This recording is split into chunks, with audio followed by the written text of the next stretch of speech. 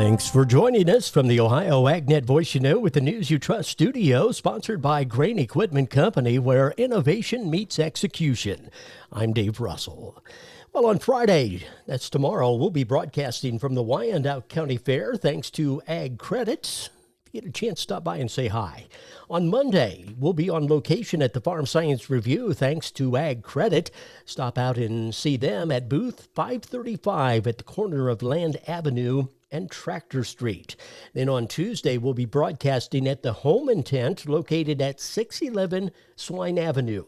That's at the Farm Science Review on Tuesday. Well, it's time to check in with our weekly update from the Ohio Soybean Council and your checkoff dollars at work.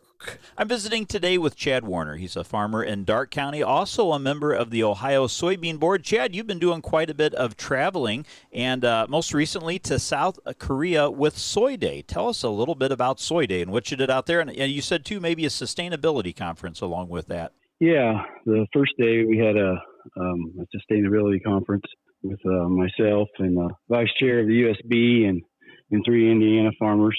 And in that conference, we talked about the sustainability of U.S. soy and how the different customers around the world are using the sustainable soy logo on their packaging. What kind of demand does there seem to be on the sustainability component from other parts of the world? Is it something their consumers are really looking for? Is it the companies that are buying U.S. beans? Yeah, I think it's both, and the companies that are that's a way for the companies to differentiate themselves by putting the logo on there and knowing that it's coming from more sustainable practices. And when they talk sustainability, primarily environmental type sustainability practices?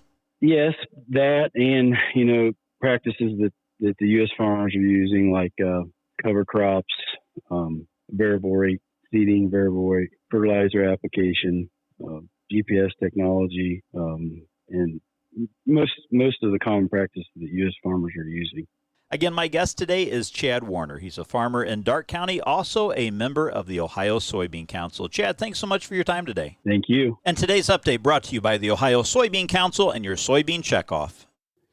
Thanks, Dusty. Well, the House of Representatives passed the Protecting U.S. Farmland from Foreign Adversaries Act on Wednesday. That legislation would increase scrutiny of foreign bids to purchase U.S. farmland, particularly from adversaries like China, North Korea, Russia, and Iran. It would add the Secretary of Agriculture to the Committee on Foreign Investment in the United States and include the Secretary on future transactions involving agricultural land, biotech, product transportation, storage, and processing.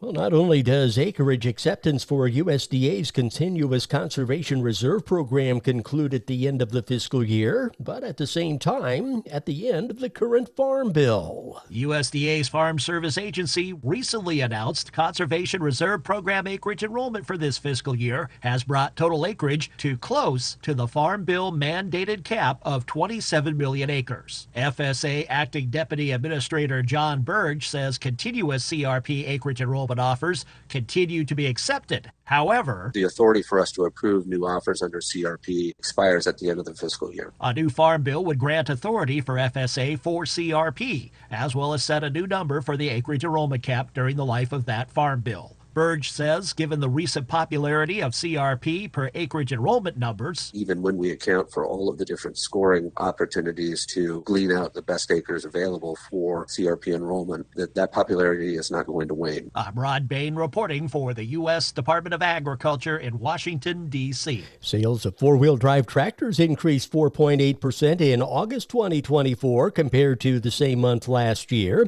New data from the Association of Equipment Manufacturers says U.S. sales also increased 5.2% year-to-date. Total U.S. ag tractor sales decreased 19.4% compared to last year. The markets are next. While you're out at the Farm Science Review this year, be sure to stop out and see the Ohio's Country Journal and Ohio AgNet crew at our Red Barn located at the corner of Corn and Market.